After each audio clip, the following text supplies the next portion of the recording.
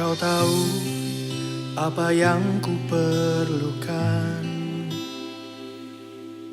dan aku beriman.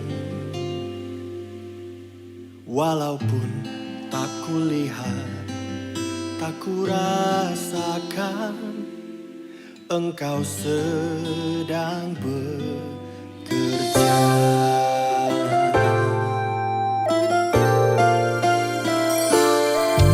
Bapak, Ibu, saudara-saudariku yang terkasih, kita memasuki minggu ke-14 tahun B.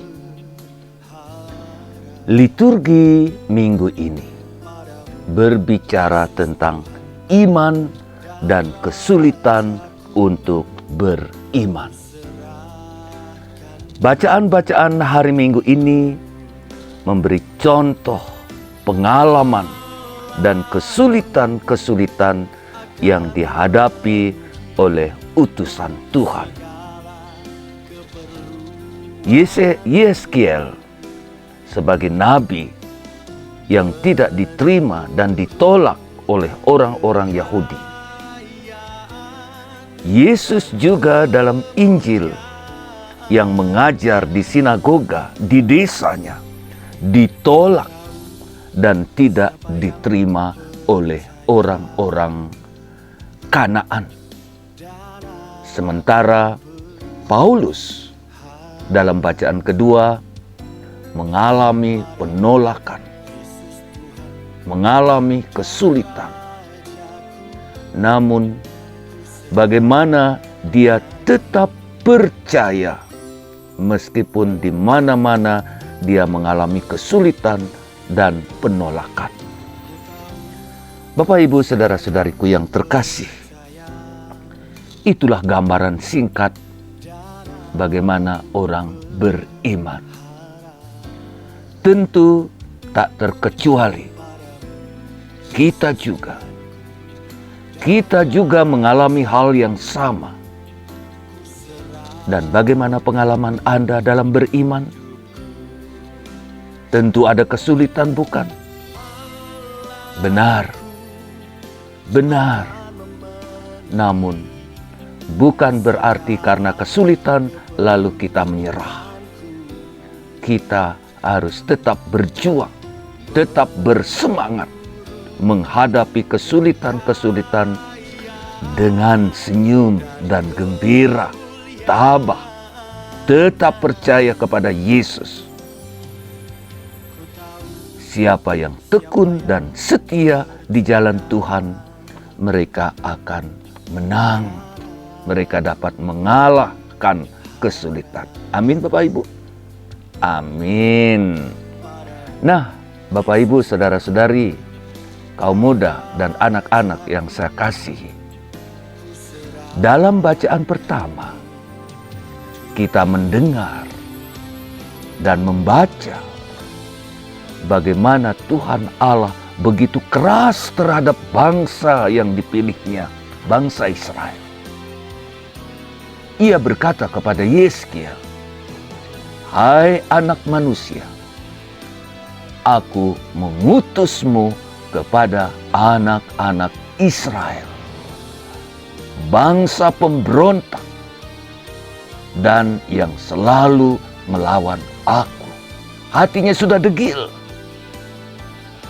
Banyak nabi-nabi yang terdahulu yang ditolak karena kedegilan hati mereka, dan mereka selalu menentang dan melawan aku.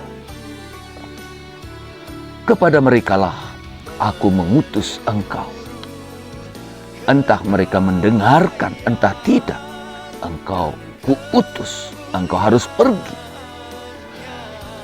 Kabar keselamatan harus tetap diwartakan.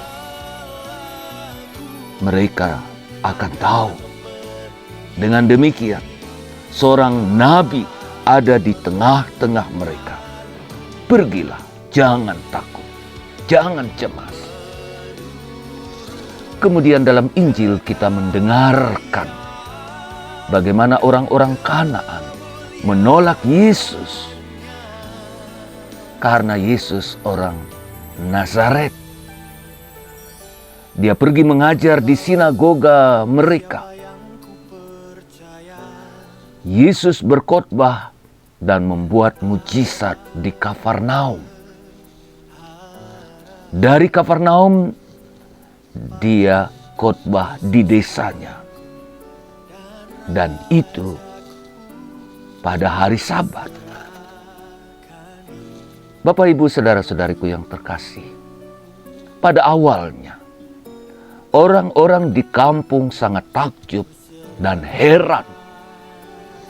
Luar biasa khotbahnya. Luar biasa. Kemudian mereka mulai bertanya-tanya dan nyindir-nyindir. Itu semua dari mana? Dia berasal dari mana? Dari mana dia dapat kehebatan itu? Berkhotbah dan membuat mujizat dengan tangannya. Orang-orang Nazaret heran dan sinis tentunya. Yesus kan putra desa kita ini. Dan mereka kenal baik keluarga dan pekerjaan keluarga ini. Mereka mulai sindir-sindir dengan berkata, bukankah dia dari keluarga tukang kayu? Putra Maria, saudaranya Yakobus, Yose, Yudas, dan Simon. Bukankah saudara-saudarinya ada bersama kita di kampung ini? Orang-orang Nazaret tahu latar belakang Yesus. Karena itu mereka menolak. Tukang kayu mana ada pendidikan yang tinggi? Mereka semua shock. Shock mereka. Yang kita kenal, namun kok ia luar biasa ya. Pengajaran, mujizat yang ia buat. Peduli amat. Yang jelas dia anak tukang kayu. Bapak, Ibu, saudara-saudariku yang terkasih. Begitulah orang-orang Nazaret menolak Yesus. Dan sering kita juga seperti orang-orang Nazaret. Karena anggapan kita yang keliru, menolak realitas. Kita tidak melihat yang baik karena pikiran negatif yang sudah melekat dalam diri kita. Dalam hal ini Bapak Ibu, kita harus membuka hati kita. Kemampuan kita. Kita jangan menilai negatif lebih dahulu. Dan kita mendengar dengan sedih Yesus bergumam, "Oh, begitukah orang-orang sekampungku? Seorang nabi tidak dihormati di kampung halamannya sendiri. Utusan-utusan Tuhan mereka cemooh, mereka bunuh, mereka tangkap, mereka usir." Bapak, Ibu, saudara-saudariku yang terkasih, kurang iman adalah peristiwa yang menutup mata hati kita menerima rahmat Allah. Dan Injil memberi catatan, Yesus tidak banyak membuat mujizat di Nazaret, di kampungnya. Hanya beberapa orang yang disembuhkan. Mari Bapak Ibu, mari kita mohon kepada Tuhan agar membuka mata hati kita untuk rahmat, kebenarannya, misinya, firman-Nya. Paulus dalam bacaan kedua berbicara tentang situasi bagaimana dia menerima rahmat Allah, firman Allah, penampakan Tuhan yang telah merubah hidupnya.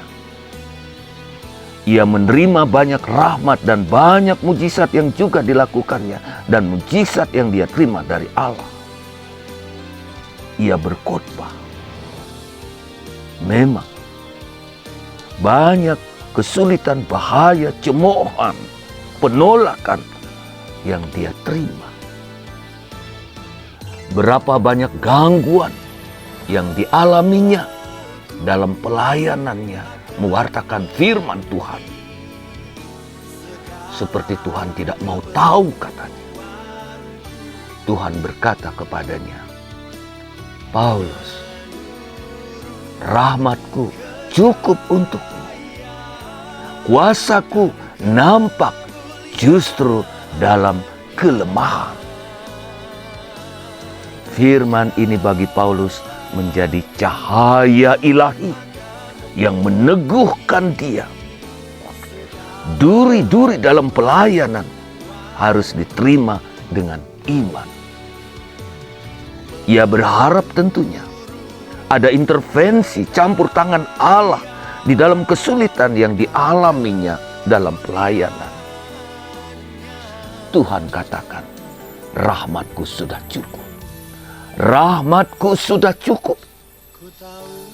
Tuhan tidak membutuhkan talenta-talenta hebat kita, kemampuan hebat kita. Namun yang Tuhan minta adalah kerendahan hati kita. Jika kita tidak rendah hati, karya Tuhan tidak akan terlaksana. Tidak akan terlaksana. Rahmat Tuhan tidak bisa berlangsung bagi mereka yang tinggi hati, yang sombong. Meski ada penolakan Bapak Ibu, saudara-saudariku yang terkasih, entah didengarkan atau tidak, seorang nabi, seorang hamba Tuhan harus tetap mewartakan firman. Meskipun terkadang terasa sia-sia, firman Tuhan harus tetap diwartakan. Tuhan menyertai hamba-hambanya yang setia, seperti Paulus, seperti nabi-nabi. Aku lebih suka bermegah, kata Paulus. Aku lebih suka bermegah atas kelemahanku, agar kuasa Yesus turun menaungi diriku. Yesus meskipun ditolak, dia tidak marah. Dia tidak mengebaskan debu di kakinya. Dia tetap lemah lembut dan rendah hati untuk melayani, menerima orang-orang. Kelemah lembutan dan kerendahan hati dan menerima dengan sabar. Inilah kunci utama dalam pelayanan. Bapak, Ibu, saudara-saudariku yang terkasih, mari kita terus-menerus meningkatkan iman kita. Mari menjadi orang yang rendah hati dan sabar. Dan kita tahu, kehormatan kita bukan di dunia ini. Upah kita bukan di dunia ini. Tuhan telah menyediakan mahkota bagi kita di surga. Nah, Bapak, Ibu, saudara-saudariku yang terkasih, kaum muda dan anak-anak, baca berulang-ulang firman Tuhan yang akan kita dengarkan minggu ini, supaya kita meresapkannya. Dan semoga permenungan ini membantu kita menemukan hikmat Tuhan, menerangi kita, dan semakin membuat kita bertumbuh dalam iman dan siap menghadapi kesulitan-kesulitan untuk beriman. Nah, selamat merenungkan. Salam saya, Pater Agus Inyoman Murtika, SPD, Domus Batu. Tuhan memberkati Anda semua. Terima kasih. Terima kasih. Ku tahu siapa yang ku percaya, Aku berharap padamu, Yesus Tuhanku dan Rajaku. Ku serahkan hidupku.